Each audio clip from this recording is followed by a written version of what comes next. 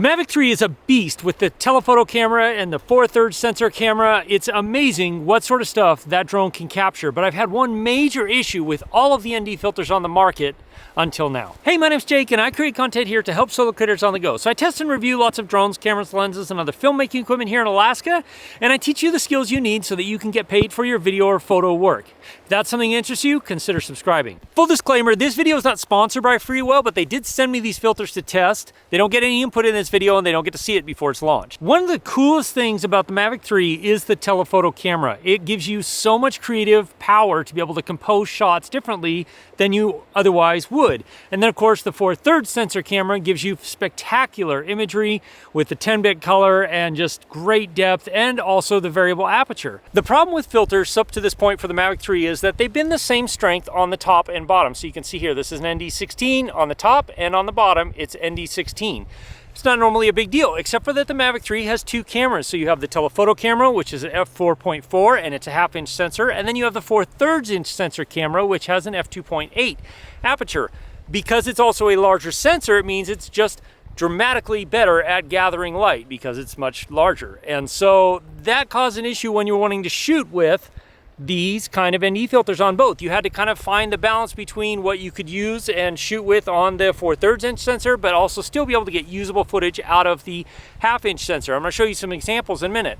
But Freewell has gone and released these filters, which I think are absolutely fantastic. I've been using them for a couple of weeks. They are two different strengths. So on the top here, you have an ND2, and on the bottom, you have an ND16, which sets it up perfectly to be able to use the best settings to get the best footage out of both of the cameras without having to come back and trade ND filters. And this is especially useful when you're shooting in very dynamic lighting situations, because you do have the aperture on the main camera. You can close it down or brighten it up, not a big deal. But the top camera, you're pretty much solely reliant on ISO and ND filters to make it look correct. And that can really cause issues because that camera doesn't look good at high ISOs. 100's okay, 200's all right.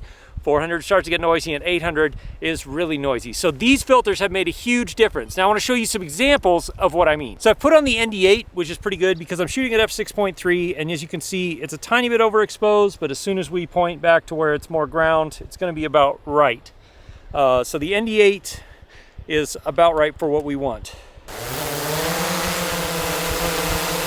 Okay, so you can see here on the screen that I'm shooting at ISO 400, which is the default lower native ISO when you're filming in D-Log, which I like filming in D-Log.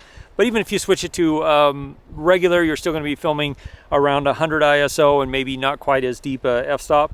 So I'll switch that real quick. So we're filming 5.1K, we're filming in normal mode. We're going to lower this down to ISO 100. And then we're going to open up our aperture a little more to get it a little brighter. Right in there probably is what we want. And now we're going to film. So you can see here we're a little overexposed, but that's mostly due to the sky. Like we want this to be not quite super brightly exposed, because when we end up pointing straight at the ground, then everything's a little dark. So now I'm going to rewind, and we are going to, or we go back and reset, and we're going to do the telephoto camera.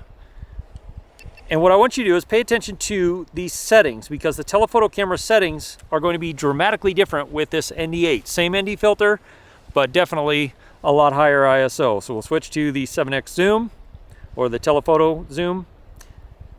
And now already you can see we're at 1000 ISO. I have it set to automatic, but if you turn that off, we're at 800, 1600 is pretty much where we'd want to be as we're doing this same shot with the telephoto camera. So 1600 ISO is going to be ridiculously high, because this camera does not perform well at really high ISOs.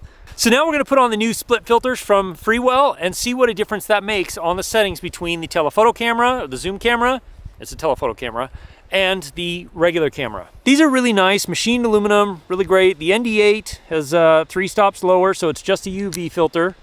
Clip in, just like the regular Mavic 3 filters, and there you go. All right, so again, as you see here, we're going around ISO 100, f2.8.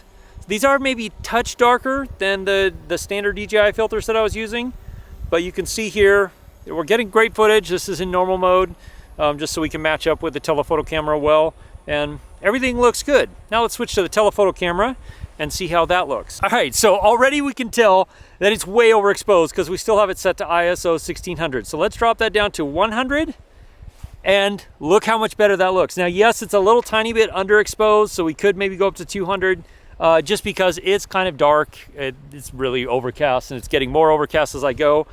But already we went from ISO 1600 to ISO 200 to get a proper exposure, which means we are going to have a much less noisy image, and everything we shoot with this is going to look considerably better as we, use this to film our subject. So basically every one of these filters that this pack comes with has a 3-stop less filter on the top. So in this case here, you have the ND8 with a clear filter or UV filter on the top.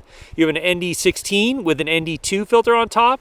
ND32 comes with ND4 on top, and then ND16 or 64, ND64 comes with an ND8 filter on top.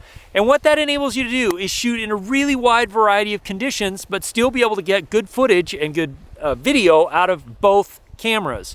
This doesn't matter so much for photos, but if you do a lot of video shooting and you like to use the telephoto camera, which I do because it's fantastic now that they've given us manual control over it, then these filters, in my opinion, are a must for the Mavic 3. Now, there are links in the description. The pricing is right here. I think this is probably the best filter set you could put your money into especially if you're a video shooter.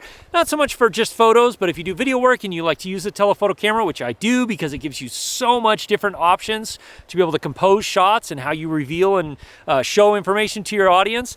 These are the best ND filter set that I think you can invest your money into right now if you do a lot of video shooting with the Mavic 3. Now, you want to watch this video right here for some other fantastic accessories for the Mavic 3. As always, if you have questions, ask me in the comments below or join my live stream Wednesday nights at 4 p.m. Alaska time, 8 p.m. Eastern, most weeks. I'll see you again soon in the next video. Cheers.